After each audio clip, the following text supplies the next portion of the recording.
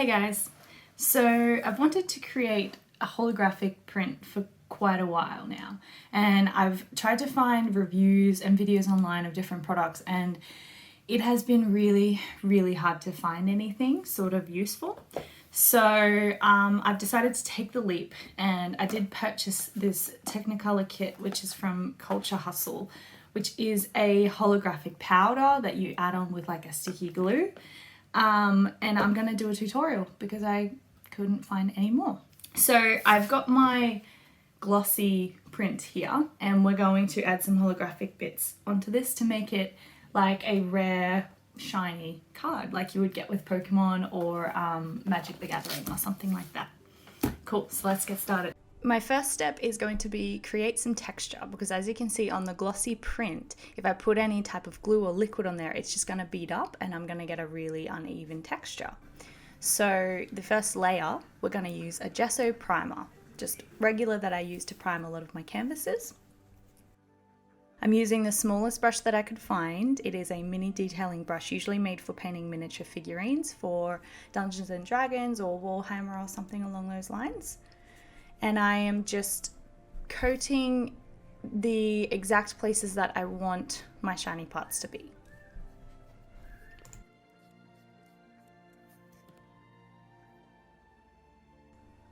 The next step is applying the stick, which is a very liquidy adhesive made by Stuart Semple from Culture Hustle.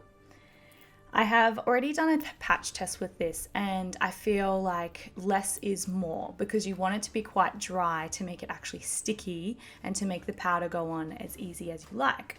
And when you place it on, because it is such a thick texture, you want to be able to see like the shine on it, because as you can see on the print right now, I can't really see where I'm going. So I really put my head to the side so that I could see when the light would shine, and then I can tell where has glue on it and where does not.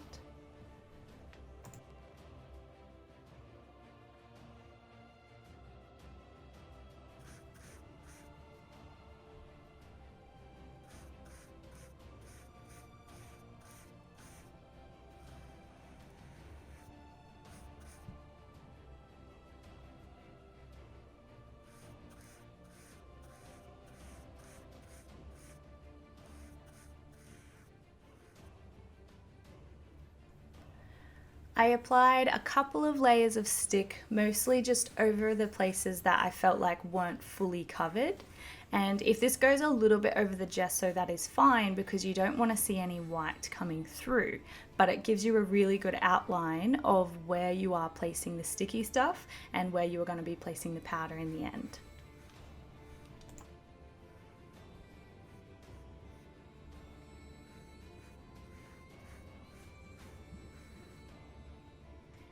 So here we have the prism powder. In the kit, I got the stick, powder, and a sponge, which you will see very soon. In Stuart Semple's tutorials, he says that he pours it onto some paper and he folds the paper so that that can work as a funnel to put any excess back in the bottle when you're done with it. And I do feel like I didn't have to use very much to cover this A4 print that I am using. So this is the sponge here, and I put some on, and then you need to dab it onto the sticky spots. These sticky bits have been set to dry for about 15 minutes before I did this.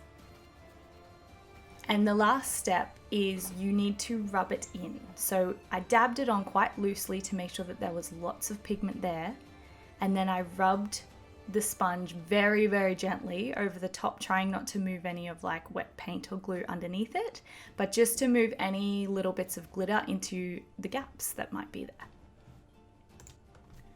The next step is to just get, I got one of my softest brushes that I have that was completely dry, and I just used it to brush away any of the excess glitter and get that out of the little grooves that I didn't want any pigment to be.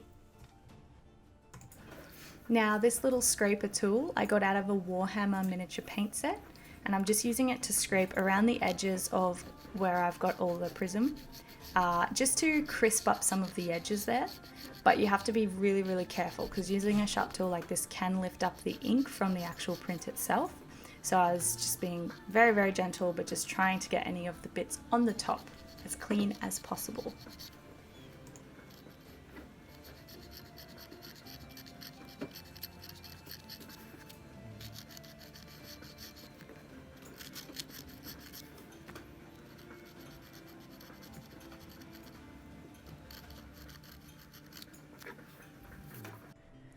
Lastly, I will add a layer of varnish over the top.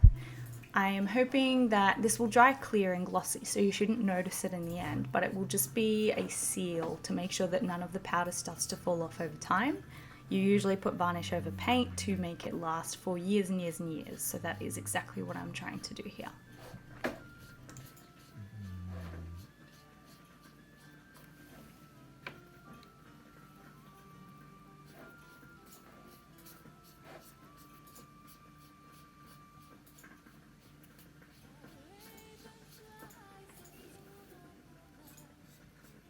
Now, as far as reviewing this powder, I must say that weirdly enough, outside lighting is not Prism's friend.